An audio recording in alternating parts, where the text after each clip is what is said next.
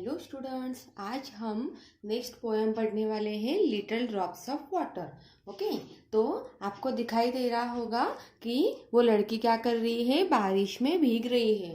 तो बारिश से उसने एक पोएम बनाई, लिटिल ड्रॉप्स ऑफ वाटर, मतलब पानी के छोटे छोटे ड्रॉप्स। ओके,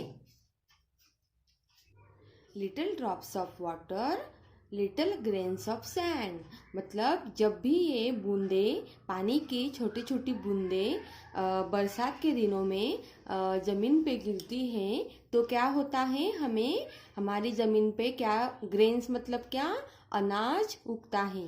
तो ये जो सारे डिक्टेशन वर्ड्स मैंने आपको बच्चों यहाँ पे लिख के दिए हैं, तो वो अगर आप लर्न कर ले तो शायद आपको अगले जो है सारे लेसन्स या फिर पिछले सारे लेसन्स, ये सारे इसमें मैंने जो डिक्टेशन वर्ड्स आपको अच्छे से बताए हैं, अगर आपने वो लर्न किए होंगे, नोट किए होंगे बुक में, तो वो आपको लर्न करने में बहुत ही ज़्यादा हेल्प मिली होंगी। और उससे लर्न करने का फ़ायदा ये है कि आपके डिक्टेशन वर्ड्स अगर लर्न हो गए तो आपको पोएम हो या फिर कोई भी लेसन हो, वो बहुत ही अच्छी तरीके से क्या होगा, समझ में आएगा और उसके क्वेश्चन आंसर लर्न करने में भी आपकी हेल्प होगी। और सबसे इम्पोर्टेंट बात, आपको इंग्लिश बोलने में कोई प्रॉब्लम और कभी कोई दिक्कत नहीं आएगी। ओके, तो इसी वजह से मैंने ये कुछ अलग तरीका अपनाया है। यहाँ पे डिक्टेशन वर्ड्स आपको लिख के दिया है, अंडरलाइन जिस पे किया है उसका जो मीनिंग है वो मैंने ऊपर लिख के दिया है। उससे आपको पूरी जो कविता है वो आपकी भाषा में बहुत ही अच्छी तरीके से समझ में आएगी। ओके, तो क्या होता है जब छोटी छोटी बूंदें बरसात के दिनों में जमीन पे गिरती है, तो ग्रेन्स, ग्रेन्स मतलब क्या, अनाज, हमारे जमीन पे अनाज उगता है। मेक अ ब्यूटीफुल ओशियन, क्या बनता है, बहुत ही सुंदर सा सागर बनता है छोटी छोटी बूंदों के वजह से। एंड प्लेजेंट लैंड, और एक सुहानी सी ऐसी सुगंध आती है और जमीन भी कितनी मस्त हो जाती है बरसात के दिनों में।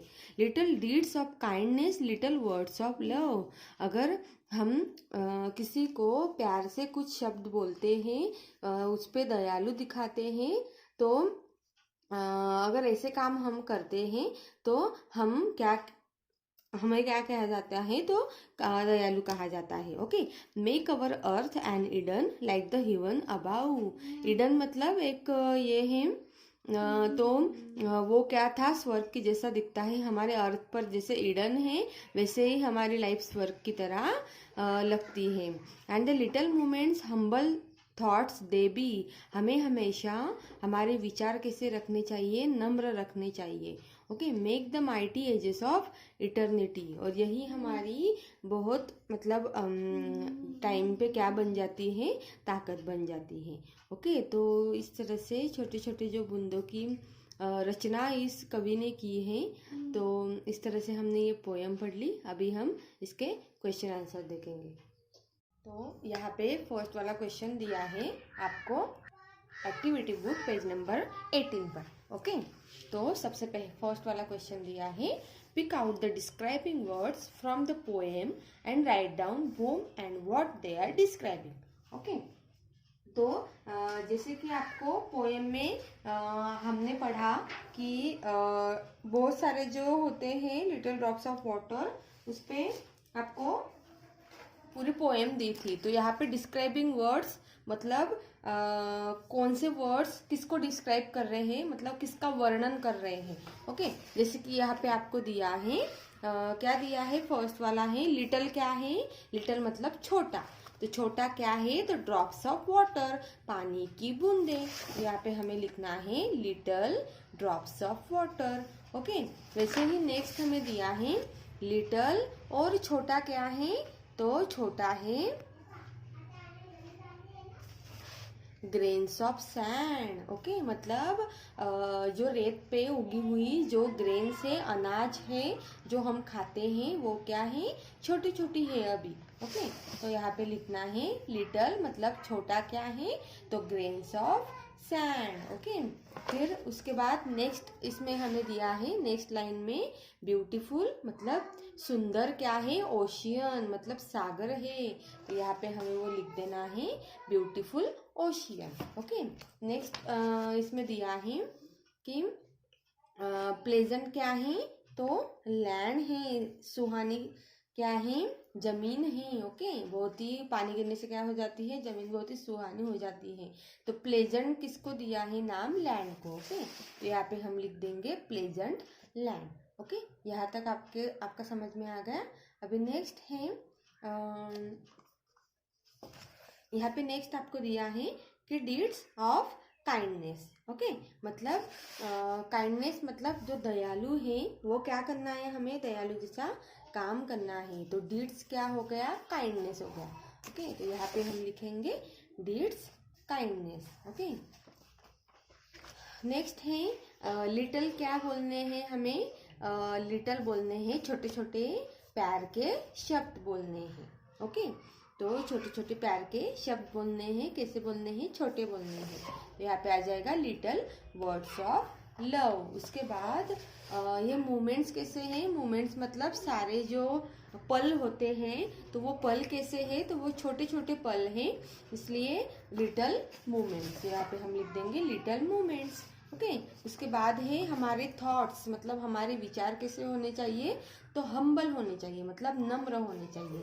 तो जैसे कि पोएम में दिए हैं हम्बल थॉट्स। ओके, तो यहाँ पे हम लिखेंगे हम्बल थॉट्स। इस तरह से पोएम में दिया हुआ एक ही क्वेश्चन हमारा था, बाकी जो क्वेश्चंस है वो हमारे ग्रामर से रिलेटेड है। तो ग्रामर का जो पार्ट है वो मैंने आपको पढ़ा दिया है। तो ग्रामर का वीडियो में आपको बाकी के जो सारे ये हैं सारे जो क्वेश्चंस है ग्रामर से रिलेटेड, जैसे कि सिंगुलर, प्लूरल, ये इस पोएम के बाद आता है ग्रामर का टॉपिक। तो इसका वीडियो मैंने आपको बना दिया है, उसमें मैंने बाकी सारे क्वेश्चन उसमें ही ले लिए हैं, क्योंकि वो ग्रामर से रिलेटेड है। ओके, तो नेक्स्ट क्वेश्चन यहाँ पे दिया है opposite of this words. Okay, जो शब्द हमें दिया है उसके ऑपोजिट में, मतलब उसके पूरे अलग तरीके में विरुद्ध शब्द हमें लिखने हैं। पूरे क्या होने चाहिए, वो ऑपोजिट होने चाहिए, मतलब उससे पूरे विरुद्ध होने चाहिए। ओके, जैसे कि फर्स्ट वाला हमें दिया है लिटिल। लिटिल तो अभी आपको पता ही चल गया है कि लिटिल मतलब क्या, छोटा। ओके, तो लिटिल के ऑपोजिट क्या आएगा, लार्ज मतलब बड़ा। ओके, लव मतलब प्यार। ओके, तो प्यार के ऑपोजिट क्या आएगा, हेट मतलब नफरत। ओके, नेक्स्ट वाला है अबाउ। अबाउ मतलब वर, ऊपर। ओके, तो बिलो मतलब नीचे। माइटी मतलब स्ट्रांग, तो वीक मतलब बहुत ही वीक, ऐसे स्ट्रांग नहीं होता है वो। ओके, ब्यूटीफुल मतलब सुंदर, और अगली मतलब बहुत ही गंदा। प्लेजेंट मतलब बहुत ही अच्छा, और अनप्लेजेंट मतलब बुरा। काइंडनेस मतलब दयालु, और क्रूलिटी मतलब जिसके पास बिल्कुल भी दयालुपन नहीं होता है, बहुत ही क्या होता है वो, क्रूर होता है। ओके, हमेशा झगड़ते रहता है वैसा।